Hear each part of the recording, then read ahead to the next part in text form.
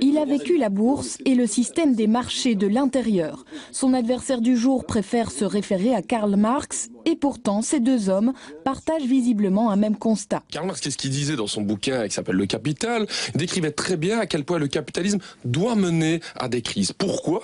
Parce qu'il y a une contradiction entre la production de richesses, la production de marchandises et notre capacité à nous les travailleurs de les acheter. Mais je trouve cette analyse extrêmement pertinente. Effectivement, le capitalisme est fait de crises et certains qualifient aujourd'hui l'événement monétaire de Fukushima financier, et je crois que c'est le cas.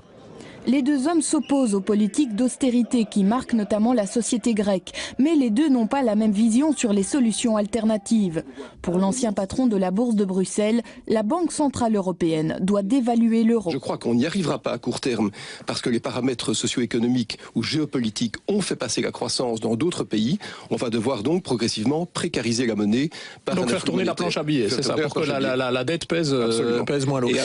Et un peu d'inflation qui en résultera poussera les agents économiques à consommer et à relancer la machine. Je pense que les solutions que M. Coleman propose vont nous réexploser, excusez-moi l'expression, à la gueule dans 2-3 ans. Donc je pense qu'aujourd'hui, il faut prendre des mesures structurelles. J'ai parlé d'un taxe des millionnaires. Je pense qu'au niveau du système bancaire, excusez-moi M. Rosen, il faut en parler car elles ont une responsabilité importante dans la crise actuelle. On voit qu'il n'y a aucune transparence.